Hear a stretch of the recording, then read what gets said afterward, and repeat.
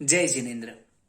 जैसा कि हम सभी ने पिछली वीडियो में ये डिस्कस किया था कि कैसे निंजा कार्ट एक छोटे से स्टार्टअप से एक बहुत बड़ी ब्रांड बन चुकी है, और उसी के बाद आज इस वीडियो में मैं आप सभी के साथ महावीर जयंती के बारे में बात करने जा रहा हूं। महावीर जयंती के बारे में मैं कोई एकदम डीप में बातें नहीं करने वाला हूं। मैं आपको एक कंफ्यूजन जो रहता है, मीन्स ये एक बहुत छोटा सा कंफ्यूजन है बट सालों से चला आ रहा है, और ये कंफ्यूजन दो शब्दों के बीच का है।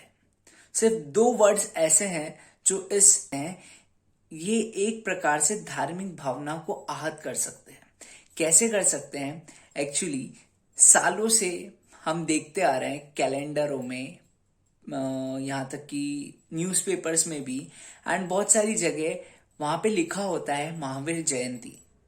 एंड आपने ये भी सुना होगा कि बहुत लोग कहते हैं कि महावीर भगवान का ये जन्म कल्याणक है। तो एक तरफ हो गया महावीर जयंती, दूसरी तरफ हो गया भगवान महावीर का जन्म कल्याणक। अब बात यह आती है कि इन दोनों में से सही कौन सा है। आज इसी बात पे हम लोग चर्चा करने वाले हैं, और इस वीडियो के अंत तक आपको सब समझ में आ जाएगा कि किस तरह जयंती और जन्म कल्याणक दोनों एक अलग अलग परिभाषाएं हैं, और इन दोनों के बीच में क्या अंतर है। और एक लास्ट में हम लोग कंक्लूड करेंगे कि भगवान महावीर की जन्म तिथि चैत्र सुदी 13 को भगवान महावीर की जयंती कहा जाता है या भगवान महावीर का जन्म कल्याणक कहा जाता है। तो ये सब जानने के लिए बने रहिएगा अंत तक हमारे साथ। तो चलिए शुरू करते हैं। लेट्स स्टार्ट विथ जयंती। अब जयंती के देखा जाए तो हालांकि ऐसे बेसिक लेवल पे दो मीनिंग निकलता है। पहला मीनिंग ये होता है कि किसी स्त्री के द्वारा विजय प्राप्त करना, तो उस स्त्री को जयंती कहा जाता है। और उसी कैटेगरी में हम बात कर सकते हैं कि दुर्गा माता को जयंती कहकर भी पुकारा जाता है। लेकिन ये जो कैटेगरी, ये हमारी टॉपिक से रिलेटेड नहीं है, तो हम इसे साइड कर देते हैं। आते हैं हम हमारी नेक्स्ट मीनिंग पे, और ये जो मीनिंग है ये हमारे काम का है। और जो नेक्स्ट मीनिंग है जयंती का, वो क्या कहता है? किसी महापुरुष या किसी संस्था की जब जन्म तिथि होती है तो उसे जयंती कहा जाता है। यहां पे जयंती को 3 पार्ट्स में डिवाइड किया गया है। 25 वर्ष जब पूर्ण हो जाते हैं तो आती है रजत जयंती, 50 वर्ष जब पूर्ण हो जाते हैं तो आती है स्वर्ण जयंती, और जब 100 वर्ष पूर्ण हो जाते हैं तो आती है हीरक जयंती।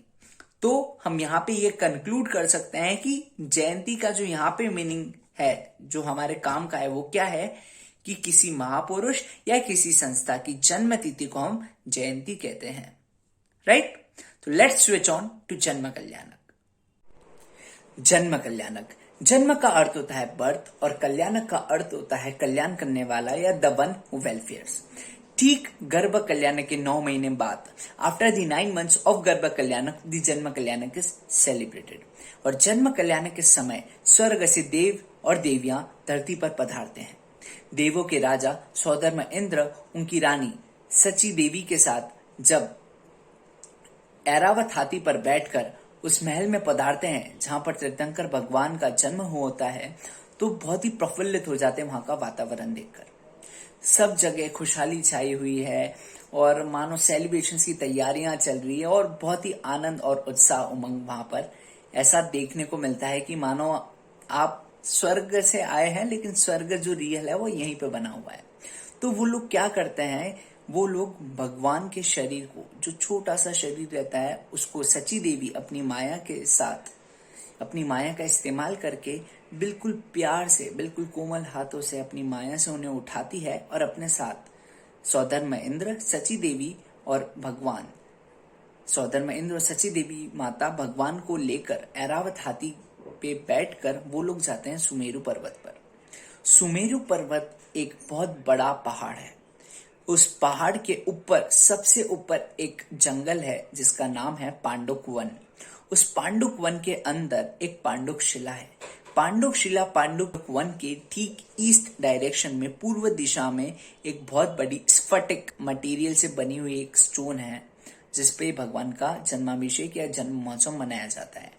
सभी देव देवियां वहां पे भगवान का अभिषेक करते हैं। काय से करते हैं? क्षीर सागर के द्रव्यों से।